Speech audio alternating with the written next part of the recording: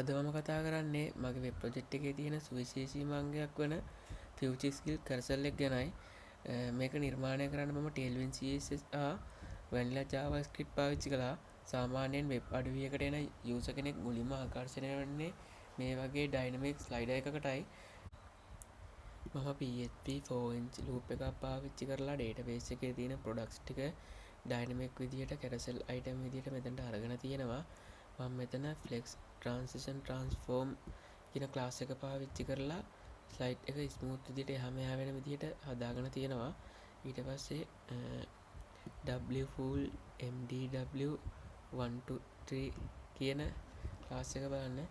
මේකෙන් වෙන්නේ මොබයිල් එකේදී එක ප්‍රොඩක්ට් එකකුත් ඩෙස්ක්ටොප් එකේදී ප්‍රොඩක්ට් තුනකුත් පෙන්වන එකයි. හරි අපි දැන් බලමු JavaScript පැත්තේ මොකද වෙන්නේ කියලා.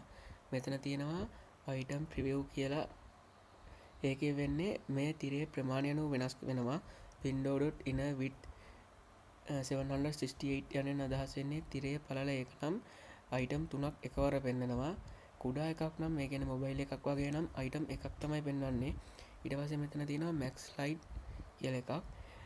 ඒකෙන් වෙන්නේ මුළු item ගණන තියෙන ඉඩ ප්‍රමාණයට අනුව බෙදලා උපරිම slide ගණන ගණනය කරනවා. ඊට පස්සේ මෙතන slide cursor direction කියන එකෙන් වෙන්නේ direction එක 1 හෝ -1 ලෙස දෙන එක. ඊට පස්සේ slide එකේ අගට ආවට පස්සේ current slide max slide වුවහොත් එය නැවත 0 වෙත යනවා. මේ තියෙන්නේ ඒක.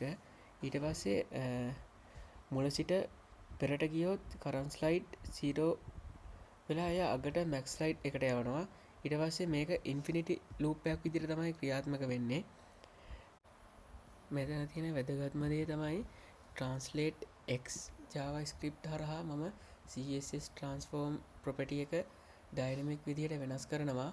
user click කරන slide එක අනුව පින්තූරය තිරේ තියෙන තැනට offset එක ගණනය කරලා ඒක slide වෙනවා. ඊට පස්සේ cursor එක යටින් dot එකක් තියෙනවා. ඒක bg gray 300 bg blue 600 විදිහට තමයි තියෙන්නේ. ඒක cursor එක දැන් තියෙන slide එකේදී blue විදිහටත් slide එක නැති තැන්වල gray විදිහට තමයි තියෙන්නේ.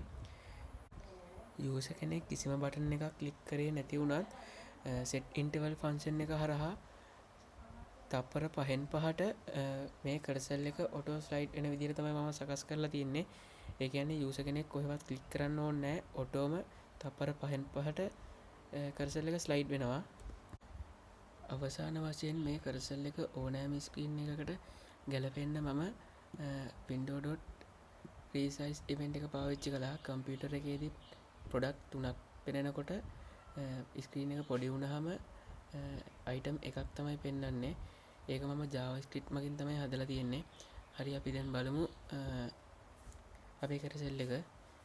දැන් බලමු තප්පර 5න් 5ට cursor එක මාරු වෙනවා. මේ මාරු වුණා. මාරු වුණාට පස්සේ දැන් cursor එක දැන් තියෙන ඒක නිල් පාට වෙනවා. අනිත් ටික gray 300 වලට මාරු වෙනවා. ඊට පස්සේ දැන් තියෙන එක blue 600 වලින් තමයි පෙන්වන්නේ මේ dot එක. මේ දැන් dot එක මාරු වෙනවා. cursor එක මාරු වෙනවත් එක්කම cursor එක තියෙන එක blue විදිහට තමයි පෙන්වන්නේ. අපිට cursor එක auto slide වෙන්නේ නැතුව අපිට manually slide කරලා බලන්නත් පුළුවන් මේ.